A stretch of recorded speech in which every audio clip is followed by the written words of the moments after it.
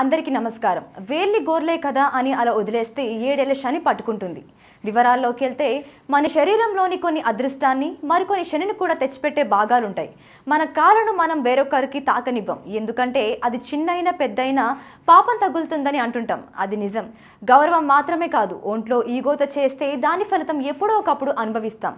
అందుకే పొరపాటున ఎవరినైనా తొక్కినా కూడా మెక్కినట్లుగా కానీ చేతితో వారిని తాకి సారీ అంటుంటాం. ఇది మనకు పెద్దల నుండి అలవాటైన మంచి సాంప్రదాయం. ఇవన్నీ ఊరికే పెట్టలేదు. పెద్దలను గౌరవించాలనే కాదు, తెలిసి మరొకరికి కాలు తగిలించినా తెలియక తగిలించినా కూడా పాపం చుట్టుకుంటుందని మన పెద్దలు అంటారు. అందుకే మన శరీరంలోని కాళ్ళు మన ఒంట్లోని భాగమే అయినా కూడా వాటిని జాగ్రత్తగా వాడుతుంటాం. దేవుడి దగ్గర కానీ మరే ఇతర పూజ సమయాల్లో కానీ పెద్దల దగ్గర కూర్చున్నా నిలబడ్డా కూడా కాళ్ళను మనం చాలా జాగ్రత్తగా ఎవరిని అగౌరవపరిచేలా ఉండకుండా చూసుకుంటాం. ఇలానే మన ఒంట్లో మనకు శనిని తెచ్చిపెట్టేవి కొన్ని ఉన్నాయి. వాటిలో ముఖ్యమైనది వేలి గోర్లు. వాటిని మనం ఎప్పటికప్పుడు కట్ చేసుకుంటుంటాం. పిల్లలకైతే మనమే దగ్గరుండి కట్ చేస్తుంటాం.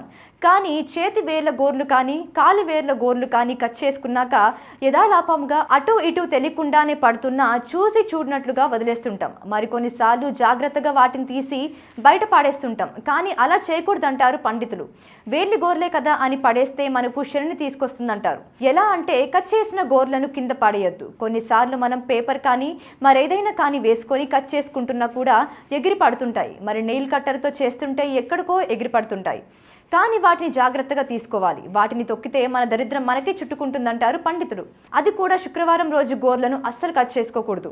చేసుకుంటే మనం శనిని పీల్చుకుంటున్నట్లే లెక్క. కాబట్టి శుక్రవారం ఎట్టి పరిస్థితుల్లో నెయిల్స్ను కట్ చేసుకోవద్దు. అందులో ఆడవాళ్ళు అస్సలు చేసుకోవద్దు. ఇలా చేస్తే మనకు శని పట్టుకుంటుంది. మనకు అనుకున్న కార్యక్రమాలు పద్ధతిగా సాగవు. ఇక గోర్లను ఎవరైనా తొక్కినా కూడా వారికి దరిద్రం. నెయిల్స్ని కట్ చేసుకున్న వారి కంటే కూడా వాటిని తొక్కిన వాళ్ళకు లేని శని చుట్టుకుంటుందని మనం ఎక్కడో ఒక దగ్గర వినే ఉంటాం.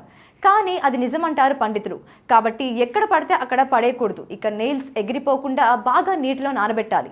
లేదంటే స్నానం తర్వాత కట్ చేసుకుంటే సులభంగా కట్ అవుతాయి. వాటిని ఒక పేపర్లో చుట్టి కానీ కవర్లో కానీ వేసి పడేయాలి. అవి మన ఇల్లు దాటిపోతే చాలు. అంతేకాని మన ఇంట్లో వాళ్ళ నెయిల్స్ని మనమే తొక్కుకుంటే మన శని మనకే తాకుతుంది. కాబట్టి గోర్ల విషయంలో జాగ్రత్త. అది కాలివైనా చేతివైనా కూడా ఈ విషయంలో కొద్దిపాటి శ్రద్ధ తీసుకుంటే మంచిది. దీనికి సరైన కారణం కూడా పెద్దలు చెప్తున్నారు. నెయిల్స్ని తొక్కితే ఎందుకు శని అంటే ప్రాణం పోయినా కూడా మన శరీరం నుండి గోరు పెరుగుతూనే ఉంటుంది.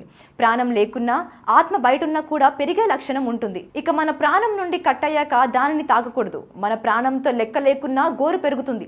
కాబట్టి ఒక్కసారి శరీరం వేరయ్యాక దూరంగా పడేయాలి. మరోసారి ప్రాణం దానికి తాకకూడదు. అలా చేస్తే మనకు మంచిది. లేదంటే అష్టదరిద్రం చుట్టుకుంటుందని పండితులు ఘంటాపదంగా చెప్తున్నారు. గోర్లే కదా అనుకోవద్దనేది వారి మంచి మాట. ఈ వీడియో కనుక మీకు నచ్చినట్లయితే లైక్ చేయండి, షేర్ చేయండి, సబ్స్క్రైబ్ చేయండి.